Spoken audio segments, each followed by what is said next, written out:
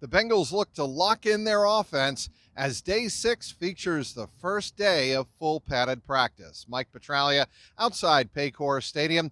We're here on Tuesday. The Bengals had their first day of full padded practice of training camp 2023, and one of the players that stuck out here on Tuesday has been really opening the eyes of Bengals coaches and teammates, and that is Irv Smith Jr., the tight end who was signed as a free agent from the Minnesota Vikings. He has looked solid here in training camp so far, and of course here on Tuesday, the Bengals got a chance to look at number 81 in full pads, and he was catching passes from Jake Browning, who again was the first team quarterback with Joe Burrow still resting that strained right calf. Jake Browning completing several passes over the middle to Irv Smith Jr., who was guarded mostly by Nick Scott in one-on-one drills.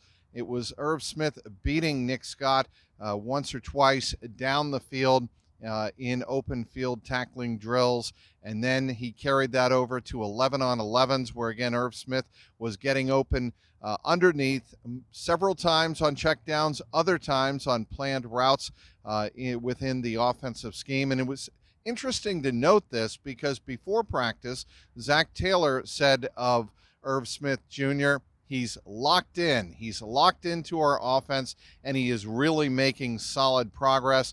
After practice, we spoke to Irv Smith Jr., and I spoke to him, and you can see it on my Twitter page at Trags.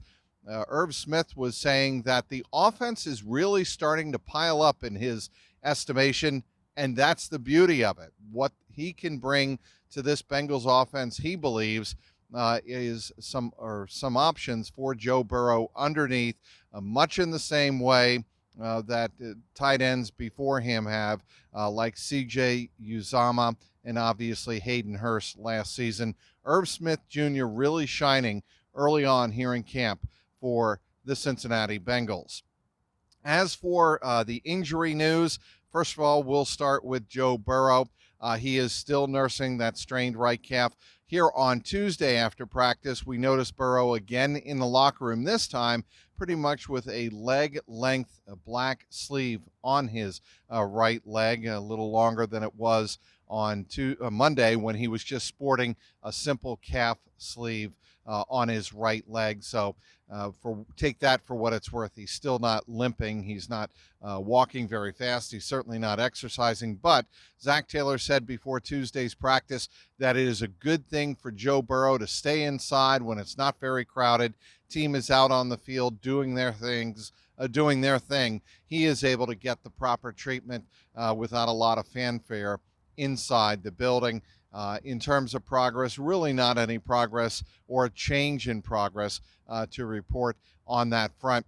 James Rapine of SI and allbengals.com asked Zach Taylor whether or not Joe Burrow is still able to get his workouts in, because Joe Burrow is a fiend when it comes to lifting, and Zach Taylor responded in the affirmative. He is still able to get his weightlifting in, and that to me is a very good sign that Joe Burrow is able to get enough work in when he's not on the football field to keep himself in reasonable shape once he does return. Some unfortunate news for the Bengals here on Tuesday afternoon. Early on in practice, individual running back drills, it appeared that Travion Williams badly turned his right ankle. He went to the ground immediately. He was surrounded by other running backs such as Joe Mixon, Chris Evans, and rookie Chase Brown. They were all huddled around him. Matt Summers, the Bengals athletic trainer, had a busy day here on Tuesday. Really, that is not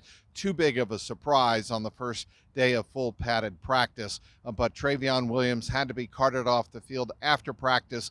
Zach Taylor didn't have much of an update because he had not met with Travion in depth, had not met with Matt Summers when he spoke to us in the media. So we'll have to wait and see, play that day by day. The Bengals are off on Wednesday. They will get back to full padded practices on Thursday and Friday, have Saturday off, and then return Sunday and Monday of next week. So Travion Williams goes down with an injury for the Cincinnati Bengals. So he is obviously the third down back right now as it stands. Bengals might be in the market for a backup running back behind Joe Mixon. Mixon, by the way, sat down on the grass, and Matt Summers tended to him, and there was a little bit of a murmur throughout the stands and throughout us in the media. But as it turned out, he was just getting his right leg retaped, and he was back on the field. He did not miss any action whatsoever. Here on Tuesday, that is basically the rundown. The Bengals looking again very strong and very competitive in the wide receiver defensive back battle, as Cam Taylor-Britt had another good day defending T. Higgins and Jamar Chase, really sticking on the left side of the defensive secondary, not traveling. So we even saw Mike Hilton in the slot defending Jamar Chase, who was running a pattern out of the slot position. Mike Hilton saying it's always a good thing to see one of your very best receivers and see how you respond to him. But it was Cam Taylor-Britt defending Jamar Chase and T. Higgins in this practice, and doing so very well. Again, the Bengals have the day off on Wednesday. They will be back at it here on Thursday at the Kettering Health practice fields outside Paycor Stadium. Be sure to follow me on Twitter for all of the updates from inside and outside the Bengals locker room at Trags, Trags. Be sure to click on my online reports at clnsmedia.com. And, of course, as always, click and subscribe to my Jungle Roar Pod page on youtube.com for the latest videos inside the locker room, outside on the practice fields. It's all up there on the YouTube page. Until Thursday, outside Paycor Stadium, Mike Petraglia, CLNS Media.